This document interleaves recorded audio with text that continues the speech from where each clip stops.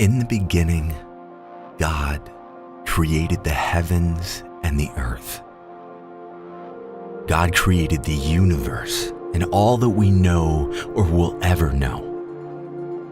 God created life, the plants and animals, and at the pinnacle of His creation, He formed and breathed into us the breath of life, and man became a living soul. God designed us not merely for utilitarian or environmental purpose, but we were specially created by God in His image for the purpose of having a relationship with Him. Mankind was designed to be with Him and enjoy Him. In that perfect relationship, we experienced pure, unconditional love. We were complete and whole without shame, regret, or fear of any kind. Everything was good because we were with Him and He was with us. We were God's. We belonged to Him. We were His precious possession, His masterpiece, and God was our everything. He was our inexhaustible source of complete fulfillment. We needed nothing but Him. God loved us, and we were created to love God. But God, in His unlimited understanding, knew that love is a choice. So He created us with a will, the ability to love Him, to choose Him. And in one dreadful moment, we chose to listen to a lie. We chose to reject God and handle things on our own. That decision destroyed our connection with God, and in that singular moment, the relationship was broken.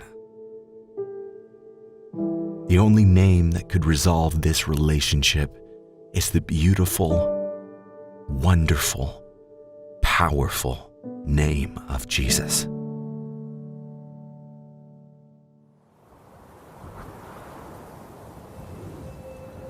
Separation is an awful reality, and no separation is more devastating than the separation each of us experience as a result of sin. God, by His very nature, is completely perfect, holy, and just, and we are not. Although He created us and we were His, because of sin, we are separated from Him.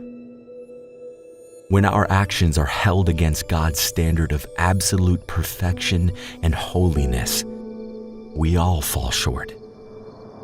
Regardless of the good works we do, we are still left with the insurmountable gap of our own imperfection.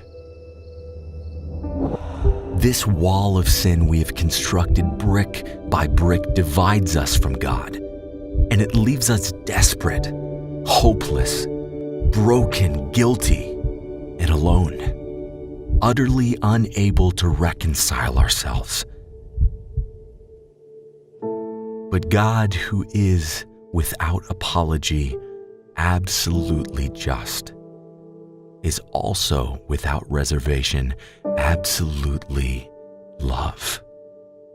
And He would not stand for this divide.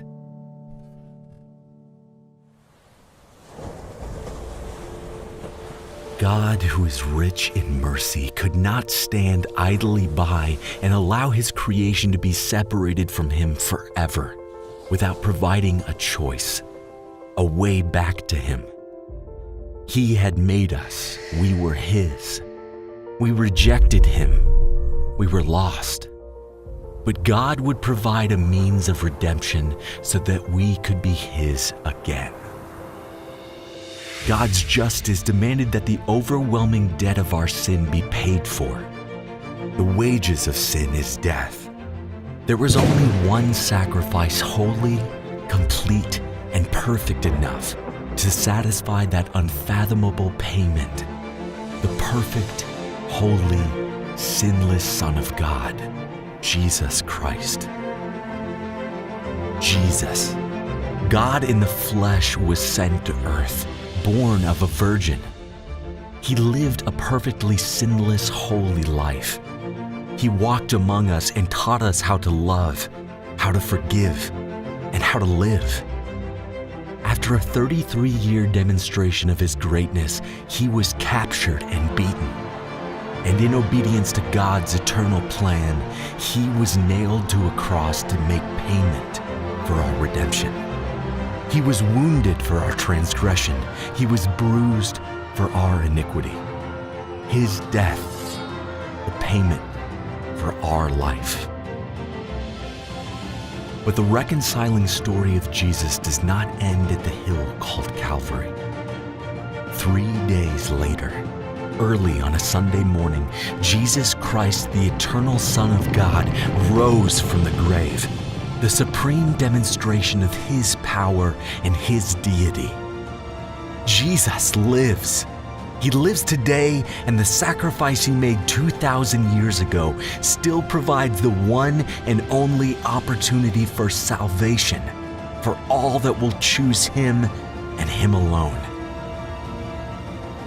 We were his. We were lost. But through Jesus Christ, we can be his again.